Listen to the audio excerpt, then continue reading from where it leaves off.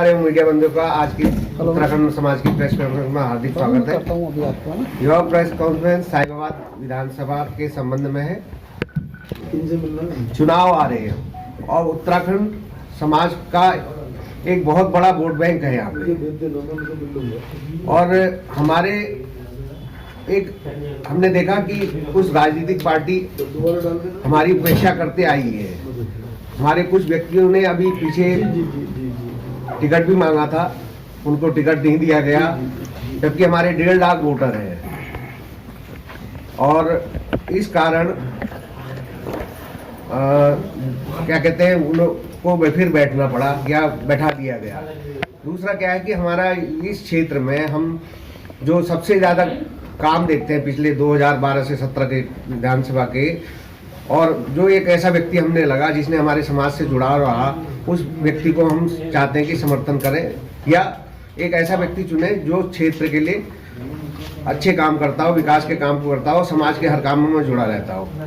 तो आगे प्रोफेसर हमारे भुवन सिंह जोशी जी है, इसमें बताइए। सभी पत्रकार बंधुओं का मैं उत्तराखंड समाज की ओर से आप लोगों का सब इस प्रेस कॉन्फ्रेंस में आपका हार्दिक स्वागत करता हूं, अभिनंदन करता हूं। बहुत बढ़िया, बहुत बढ़िया।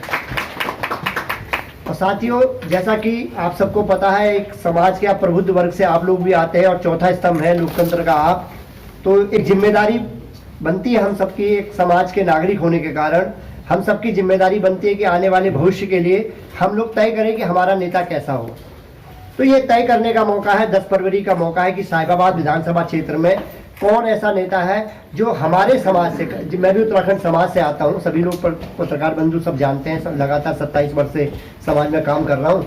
तो हम लोगों ने, जो प्रबुद्ध समाज है, उन लोगों ने तय किया बैठे कि किसको दिया जाए। तो हमने दोनों विधायक जो यहाँ पर जो मुख्य हैं, जिनमें इस समय आप देखते हैं कि मुख्य लड़ाई है जिनमें भारतीय जनता पार्टी और समाजवादी पार्टी में, तो हमने पाया कि जो माननीय अमरपाल शर्मा जी हैं, जो पूर्व विधायक रहे 2012 से 2017 तक, वो हमारे समाज से कनेक्टिविटी है उनका जुड़ाव है हमारे समाज से। अगर हमारी सांस्कृतिक विरासत को बचाने का काम कोई करता है, हमारे लिए खड़े होने का कोई काम करता है, तो वो माननीय पंडित अमरपाल शर्मा जी करते हैं। और एक हमारा गौरव भी है और साहिबाबाद विधानसभा का गौरव भी है कि 2012 से 2017 का जो उनका कार्यकाल रहा, उनमें उन्हें 403 विधायकों में सर्वश्रेष्ठ विधायक का अवार्ड मिला। और मुझे लगता है कि जो अवार्ड मिला वो साहिबाबाद विधानसभा के प्रत्येक व्यक्ति को मिला। वो इसलिए मिला क्योंकि वो हर समाज, हर वर्ग, हर धर्म, सभी जाति के लोगों के लिए काम करते हैं। वो कोई भी चश्मा नहीं पहनते, उनके पास कोई चला गया तो उन्होंने उसका काम करने का काम करा। तो आज जिम्मेदारी बनती है, जो व्यक्ति ऐसा हो जो समाज में समर्पित हो, ठीक है, समाज के लिए काम करता हो, हमारे समाज को, खासतौर पे उत्तराखंड के समाज के लोगों के साथ कंधे से कंधा मिला के चलते हो। लगातार जनसैलाब भी मैं देख रहे हो आप, जनसैलाब भी लगातार अमरपाल जी का बढ़ता जा रहा है और समाजवादी पार्टी का बढ़ता जा रहा है। आज समाज ने तय करा है, क्यों ना हम ऐसे लोगों को, जो अभी 17 से 22 उनका कार्यकाल नहीं था, लेकिन 17 से 22 तक भी हमारा समाज अगर उनके पास पहुंच गया तो उन्होंने मदद से हमेशा सहयोग करा, हमें लोगों को सहयोग करने का काम करा। तो आज हमारा दायित्व बनता है, हम समाज के लोगों का दायित्व बनता है कि हम भी उनके साथ खड़े दिखाई दें।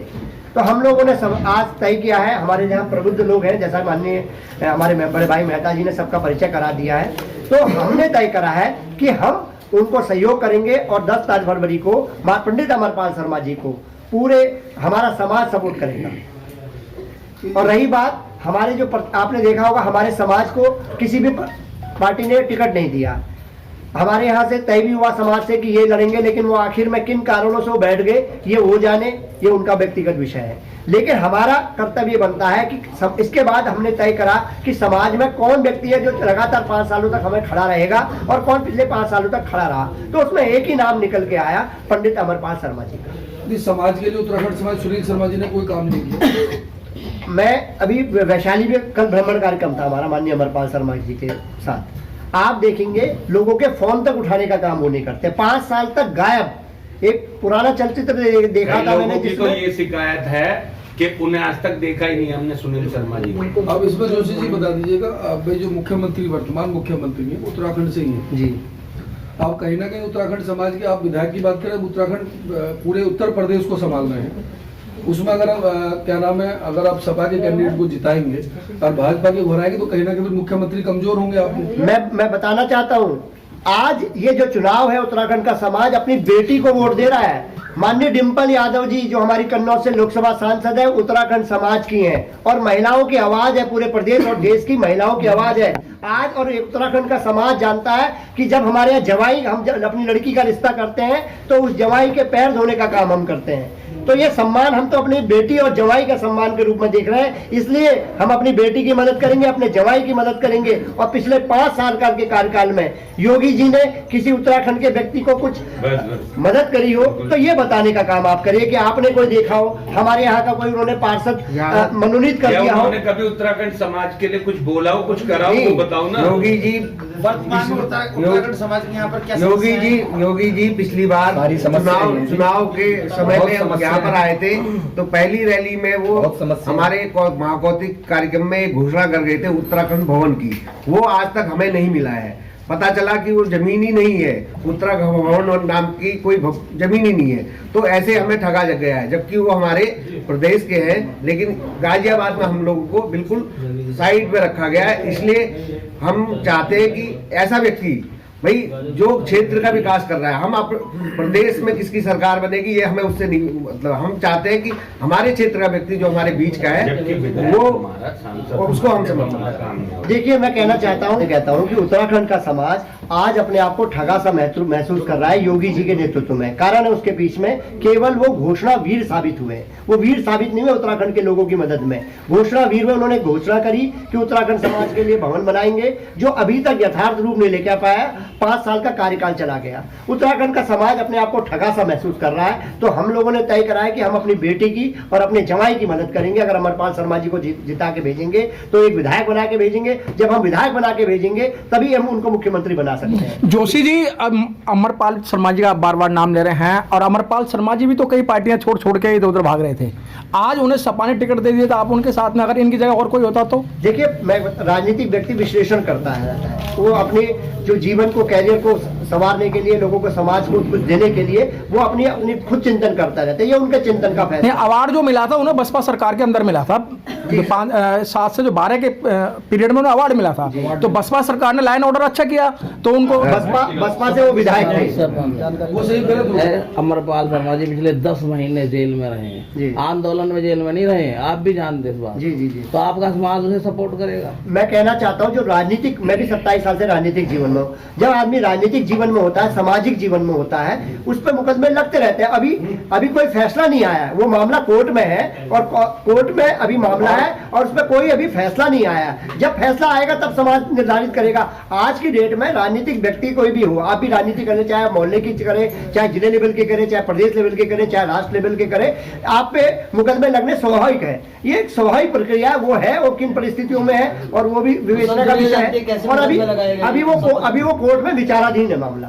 तो कोर्ट का जब फैसला आएगा तब उसके बाद हम अभी, लेकिन हमें जो अपना जुड़ाव महसूस हो रहा है, जो हमें लग रहा है लगाव महसूस कर रहा है, जो समाज पा रहा है कि हमारे साथ खड़े रहने वाला बनता है। देखिए नोटबंदी हुई थी, हमारा समाज हर वर्ष एक युवक युवती परिचय सम्मेलन कराता है हल्दी हाट, जिसमें हम करीब 150-200 लोगों की शादियां कराते हैं।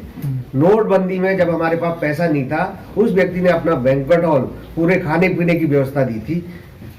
और कोरोना काल में जब यहाँ लोगों को ऑक्सीजन नहीं मिल रही थी या बेड नहीं मिल रहे थे, उनका खुद का बेटा बीमार था, मैक्स हॉस्पिटल में था, हमने उनको फोन करा ऑक्सीजन के लिए या बेड के लिए। वो तुरंत उन्होंने कहा कि भैया आप तुरंत यहाँ पे पहुंचिए या फला हॉस्पिटल में पहुंचिए, आपका इंतजाम हो जाएगा। तो हमें ऐसा व्यक्ति चाहिए। हमें देखिए राजनीतिक सबसे ज्यादा आज अपराधी प्रवृत्ति के जो इसमें टिकट दिया गया, आप जानते हैं बीजेपी में के लोगों ने दिया है। ये कोर्ट जाने या न्यायालय जाने की कि कौन अपराधी है कौन नहीं, जनता ये समझती है कि कौन विकास करता है। जनता ये चाहती है कि उसके इस वैशाली में, इस क्षेत्र में जो आप बैठो, इसमें 19 पार्क उन्होंने बनाए थे और आज उन पार्कों की स्थिति देख लेना। सारे पार्क पिछले 5 सालों में खंडर हो चुके हैं। यानी कि उनकी अमरपाल शर्मा के नेम प्लेट लगी है, उसके दीवार तक ये 5 सालों में पुता नहीं पाए हैं। चुनावी मुद्दे क्या रहेंगे जोशी जी? देखिए लगातार आप ये देख रहे होंगे, हम तो उत्तराखंड समाज की आज बात करने के लिए यहाँ पर बैठे हुए हैं, क्योंकि ये पार्टी की प्रेस कॉन्फ्रेंस तो है ही नहीं, ये तो एक समाज की बात है। क्योंकि जोशी जी, आपके जो समाज के लोग हैं भिन्न भिन्न पार्टियों में रहते हैं और वो अपने वोट भी करते होंगे, ऐसी बात नहीं है नहीं करते, तो उन लोगों को कैसे आप समझाएंगे कि नहीं अमरपाल जी को वोट करें? देखिए आज के जमाने में हाईटेक युग है और सब समझाए हैं, सबने दोनों का कार्यकाल की तुलना कर ली है और तुलना करने में पाया है कि अमरपाल शर्मा जो लगातार हमारे बीच में रहते हैं, संघर्ष में रहते हैं, और पिछले 5 साल तो विधायक थे भी नहीं, तब भी वो हमारे लिए खड़े रहते हैं। इस बार तो बहुत सारे लोगों को समझ में आ गया। हमारे यहाँ उत्तराखंड में जब आपदा आई थी, हम आपको बताना चाहते हैं, हाँ। हम लोगों के पास पैसा नहीं था, हम लोगों ने क्या करा, सारी चीजें इकट्ठी कर दी, सामग्री उत्तराखंड भेजनी है। माननीय विधायक जी को हमने एक फोन करा, वैसे वैसे ऐसी दिक्कत है, आप मेरे कार्यालय चले जाओ, आपके पैसे पहुंच गए। हमने वहां से 60,000 लाए, ट्रक किया, ट्रक में उत्तराखंड भेज दिया। तो हम इस ऐसे आदमी के साथ इसलिए तो खड़े हैं जो हमारे साथ हर संकट के काल में खड़ा है। आप आज भी देख लो, आज हमारे समाज के किसी भी आदमी पर अगर संकट आता है, आप दोनों विधायकों को आजमा लो, सबसे पहले कौन खड़ा होगा। तो इसलिए हम ऐसे आदमी को जिताना चाहते हैं जो अपने क्षेत्र का विकास कर सके, ऐसे आदमी को नहीं जो सिर्फ अपना विकास करे। आदमी विकास कर सकता है अपने क्षेत्र। हंसा जी कुछ बताना चाहेंगे? जाएंगे तो आप देखेंगे पीछे महिलाएं बैठी हुई हैं। मैं तो चाहूंगी कि कैमरा इनकी ओर घुमा लीजिए और एक बार इनसे भी पूछिए कि क्या ये सुरक्षित महसूस करती थी कि नहीं करती थी। एक बार प्लीज बोलिए, आप बोलिए। हाँ, साथ में है महिलाएं, तो पीछे से बता दीजिए कि आप सुरक्षित महसूस करती थी कि नहीं करती थी जब हमारे पानी संबंधी का कार्यकाल था। हमारे भी आदमी कोरोना हुआ था। हाँ बहन जी, आप खड़े होकर बताएंगी थोड़ा सा। हमारे आदमी कोरोना हुआ था, मैं भी मीडिया सुनील शर्मा को फोन करके फोन की हूँ, जो हमारे पार्षद हैं मीना भंडारी, उनको फोन की हूँ, कोई सुनवाई नहीं हुई। मेरा पति खत्म हुआ है, मुझे 50,000 रुपया अमरपाल शर्मा, हमारे आदमी बच्चे एम्बुलेंस करा के मुझे दिए और 50,000 रुपया नगद दिए थे, 35,000 रुपया किराया भरे थे। तो हम ऐसे बंदे चाहते हैं जो हमारे दुख सुख में खड़े रहे हमेशा। धन्यवाद। हमारे विधायक ये हमारे भी युवा जो हमारे देखिए करते हैं। मुझे खुशी दी, आपने महिलाओं के बारे में पूछा तो आपको जवाब मिल गया होगा, आशा करती हूँ मैं। और अभी और जानना चाहूँ, मुझे तो लगता है कि सबसे ज़्यादा आप देख रहे होंगे किस तरीके के कांड बढ़े हैं यहाँ पर। आप तो मीडिया से हैं तो आप लोग ही छापते रहते हैं आए दिन, कई प्रकार के महिलाओं के सुरक्षा के बारे में आप ही सबसे ज़्यादा देखते हैं और चौथा स्तंभ है हमारे लोकतंत्र का। तो मुझे तो लगता है कि महिलाओं के लिए कुछ नहीं किया उन्होंने अपने कार्यकाल में, ऐसा कुछ भी।